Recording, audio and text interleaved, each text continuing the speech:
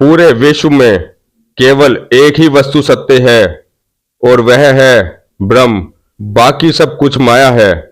हम सब ब्रह्म हैं, पर माया से युक्त। अगर हम इस माया अथवा अज्ञान से मुक्त हो जाएं, तो हम अपने स्वरूप को पहचान लेंगे। प्रत्येक व्यक्ति तीन तत्वों से बना है: देह, मन और आत्मा। शरीर आत्मा का बाहरी आवरण है और मन भीतरी। यह आत्मा ही दृष्टा और भोक्ता है, और यह आत्मा ही शरीर में बैठकर मन द्वारा शरीर को संचालित करती रहती है। मानव शरीर का अस्तित्व आत्मा है, और यह आत्मा चेतना है जो अमर है। और जो वस्तु अमर है उसका ना तो कोई आदि है, ना ही कोई अंत। इससे यह सिद्ध होता है कि उसका कोई रूप नहीं है। जिस वस्तु का रूप होगा उसका आदि और अंत भी होगा। हम सब जानते हैं कि हमारा यह शरीर एक ना एक दिन नष्ट होगा। इसका जन्म हुआ है, इसलिए मरण भी होगा। किंतु आत्मा का कोई रूप नहीं है। इसका अस्तित्व अनादि काल से है। जैसे काल सत्य है, वैसे ही मनुष्य की आत्मा भी सत्य है। और जिसका कोई रूप नहीं होता, उसके विस्तार की कोई सीमा नहीं होती। इसलिए आत्मा जो तुम में, मुझ में, सब में है, वह सर्वव्यापक है। हमारा हर कार्य जो हम करते हैं, हर विचार जो हम सोचते हैं, मन पर एक छाप छोड़ देता है, जिसे संस्कार कहते हैं। ये सभी संस्कार मिलजुल कर एक शक्ति का रूप लेते हैं, जो यह निश्चित करती है कि मृत्यु के बाद मनुष्य किस दिशा में जाएगा।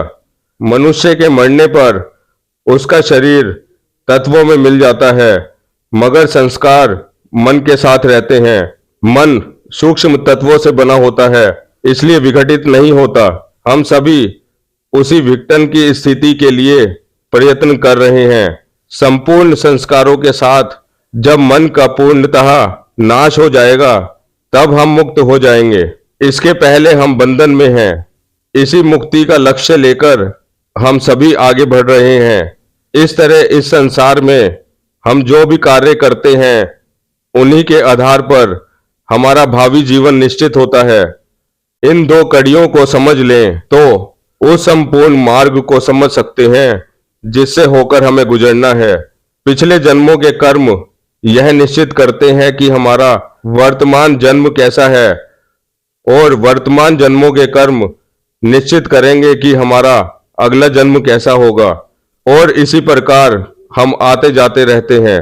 कार्य नियम के इस जाल में हम एक बार उलझ क्या जाते हैं कि इससे बाहर निकलना मुश्किल हो जाता है। मनुष्य अपने ही अच्छे बुरे कर्मों से बंधता चला जाता है। आत्मा ना कभी आती है ना जाती है। यह ना तो कभी जन्म लेती है और ना कभी मरती है। प्रकृति ही आत्मा के सम्मुख गतिशील है, और इस गति की छाया आत्मा पर पड़ती रहती है।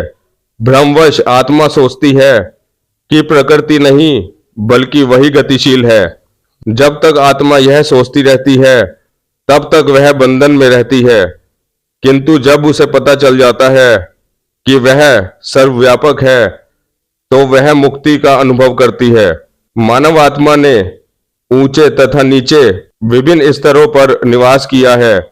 संस्कारों के चलते यह एक से दूसरे रूप बदलती रहती है, किंतु जब वह मनुष्य के रूप में उच्चतम स्तर पर रहती है, तभी मुक्ति उसे मिल पाती है। इस तरह मनुष्य का स्तर सबसे उन्नत स्तर है, क्योंकि मनुष्य तत्व के स्तर पर ही आत्मा को मुक्ति मिल सकती है। आत्मा ब्रह्म से प्रक्षेपित होकर विभिन्न रूपों, वनस्पति और पशु लोकों से होती हुई मनुष्य के रूप में आविर्भूत होती है। मनुष्य ब्रह्म के सबसे समीप है। वस्तुतः जीवन का सारा संग्राम इसलिए है कि पुनः आत्मा ब्रह्म में मिल जाए। इसी को जन्म मरण का चक्र कहते हैं। इस चक्र से गुजरती हुई सारी सृष्टि ही कभी ना कभी मोक्ष को प्राप्त करेगी।